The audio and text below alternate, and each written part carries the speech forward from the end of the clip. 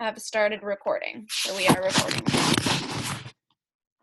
First question is, each discussion member state what really resonated with them in the documentary Waiting for Superman. Do we want to do an order thing again, or? Yeah, we can do an order thing if you guys want, or just talk. Yeah. Does anyone want to go first? I'll go first.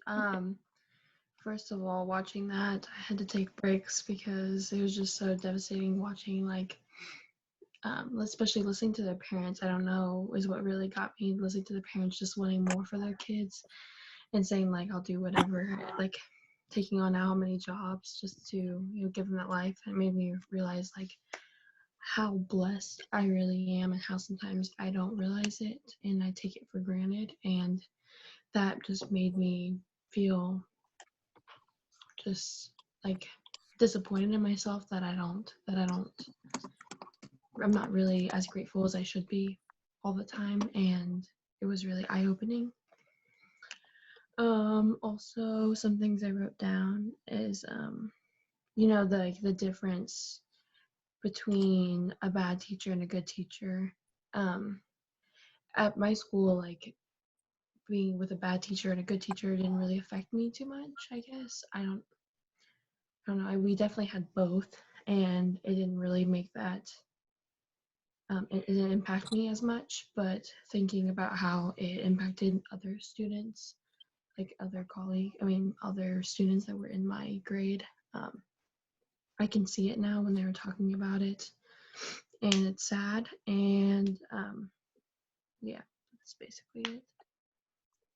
What I wrote down. Oh, and the numbers. They were saying, like, for math and science, it was upsetting listening to the numbers that they stated. Like, Kansas was like, whenever they were doing, like, the state numbers, and it was like 24%, whatever. Yeah, all the numbers were disappointing too. Yeah, for sure. I kind of just said, like, there were so many, like, interesting things that I feel like I took from this documentary, but, like, few things that stood out to me were kind of stuff that I guess you could say, like, I wasn't aware of. And one of the things that, like, I'd literally never heard of before, it was called, like, tenure. I don't know if I'm saying it right, but it was basically where, like, after 2 years of a teacher being in a school, like, Tenure? they can't get fired. Yeah. And that was super interesting to me because I'd never heard that before. And I feel like that's just an awful law because it's like the students deserve good teachers. So, like, if there's a bad teacher, it shouldn't matter how long they're there. Like, they should get fired, Yeah. So I knew, like, about tenure because I had a huge problem with a college professor who, when I went into his class, I found out that out of the 30 people in the class, 20 were retaking it because they had gotten bad grades or failed it completely before, and they were still struggling because of how, like, different. And I, like, brought all this stuff up, and I'm like, here is proof that he is putting chapters we have not covered on tests, that he put chapter 18 on the chapter 2 test when we weren't supposed to cover it until next term. And, like, he would admit it and he'd be like, oh yeah, I messed up, but he wouldn't add points or do anything. And, like, I would come up to him and I'd ask him a question, and he would be like, that's your job to figure out, it's not my job to help you with that. And I'm like, yeah, that is awful. Yeah, no student deserves to have a teacher like that. Like, that's why I think that's just a horrible law to have. Like, it shouldn't matter. Yeah, tenure makes me so mad. And then the lemon dancing, where they, like, just trade teachers.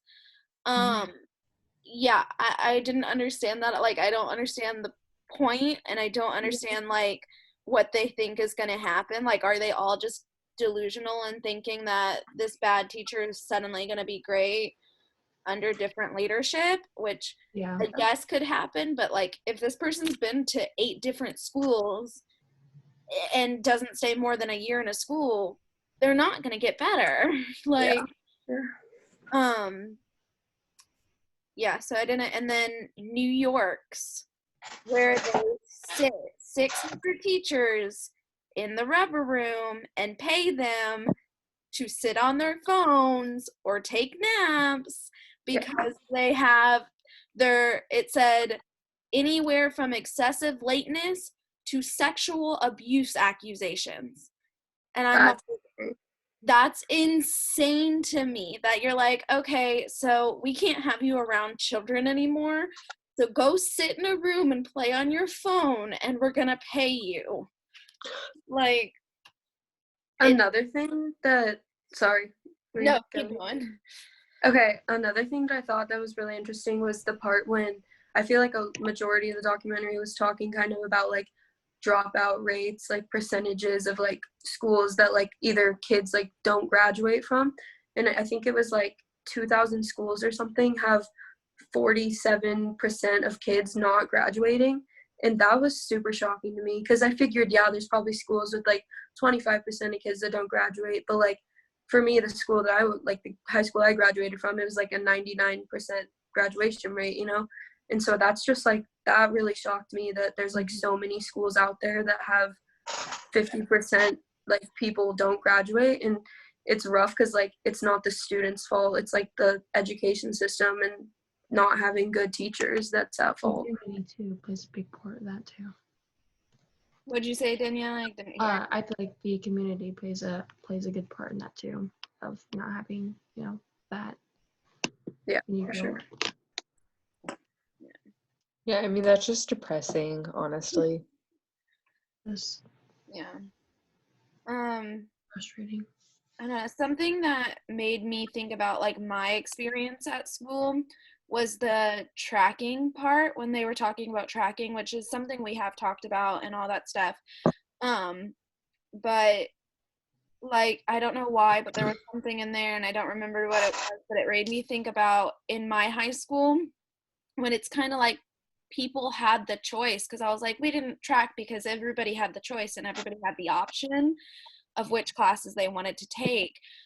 But then I remembered like it was sophomore year and I loved acting and I wanted to do competitive acting, but the only class was during the honors English class. So I was like, I'm not going to take honors English.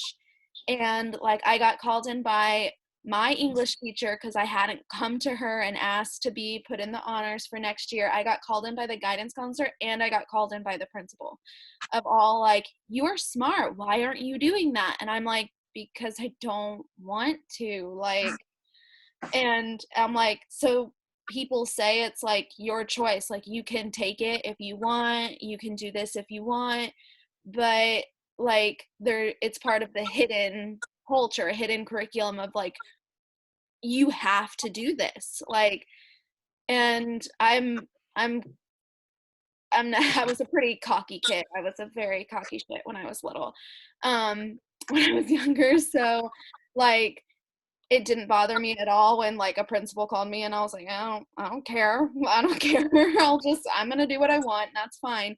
But for like anybody else, if a principal calls you in and they're like, I don't think you should do this, like that's so intimidating for like a 14, 15-year-old kid. And so it really made me think about like the underlying like tracking that there is and how like people can say like there's an option, but like yeah, charter schools are an option, but then you have to enter your kid in about 100 lotteries just because every single lottery has like 1 in 5 or a 1 in 100 chance of getting picked. And because like one of the schools there was 800 applicants and only 35 spots. So it's like you have to enter your kid in like 500 schools just to be able to get into one, and it's not even the one you necessarily want. And yeah, I was frustrated, but I was also like encouraged by like the KIPP schools. Like those were encouraging to me, and I think it showed a real difference because like that one teacher, he was across the hall from someone who decided to start wrapping their math classes, and that got kids to pay attention. So he was like, okay, I'm going to talk to this teacher and I'm going to implement her techniques. And that led to like really good results. And then when the KIPP schools overall did really good, a lot of other schools were like, yeah, that's just them. That's just those people. That it doesn't work with us. And so I think that shows like a big problem in like comparison of like, this teacher was willing to try, this teacher was willing to work and do something different and talk to people. And there's so many other schools that are like, no, this is how we do it. This is how we're going to do it. We're not going to look at this and we're not going to communicate. So yeah, that was just something I noticed. Are we ready for the next one? Yep. All right. State what piece of advice from former students really stuck out to you and why. So I watched this girl, like Sydney's video, because she's at KU and she's an elementary education major, which I'm going to KU and I'm in elementary, so I was like interested in what she had to say. And she basically said, just like be ready to communicate a lot with people, like communicate with your advisors and like ask as many questions as you need. And she also talked about how like obviously at bigger schools like KU, you're gonna be in classes with like 300 plus people. So she was like, it's really important to create a relationship with the teacher so that like they know your name. Like she said that even though there's 300 other kids, like her teachers know her name. And I thought that was really important because like as aspiring teachers, like we need to start making relationships with people now, not like once we become a teacher. Like we should start making relationships with people now. So I thought that was really important. That's Good piece of exactly advice. what I pulled out of it. I watched the two people from ESU KC and the two people from KU. I tried to pull up the other videos, but they weren't loading, so I don't know why that was. But those are the ones I watched, and every single one of them had that, like, you can be a shy person, but you need to find your voice, and you need to speak your mind and communicate with your advisor, your teachers, your fellow students. You are not going to get through this by yourself. You need to step up and like speak up and get those support systems because you're going to need them. And that was like what I got from there. I also listened to her. I'm not interested in going to KU. I'm going to Emporia actually this next year. Like same thoughts. So I watched the first one, which I think her name was Shanna. I don't know actually. I just wrote down names, and sometimes I can't read this. But she's from Emporia, so I was automatically just interested in her the most. She had some really good advice, even though I wish she would have went into. She said that she got a job, and how she interviewed for it basically was she did a mock teaching and she sent it in, and they said that they really liked her. She said that the person who interviewed her only had to watch 2 minutes just because her lesson plan stood out and how she taught just stood out, and she's like, that's what you'll get when you go to Emporia. So I was like, okay, cool. But I thought she was really good with advice, although I wish she would have went into more detail, but she's probably limited on time. So but I also liked Sydney from KU because she had really good advice, and all of them basically, I didn't listen. I'm pretty sure every single one of them said be organized, and so that's something that I think would be really important since they all said it, which obviously, but they said be really organized and talk were the two things. So Yeah, okay. Yeah, also not all of them loaded for me either, but from the ones I could watch, yeah, the biggest thing I got was communication, which I know is something I need to just, in general, improve upon. So I'm kind of glad for that. Yeah, reminder. And just to know it. Yeah. All right. Anything else you guys want to add or rant about like I did with All good. All right. I'm Okay. And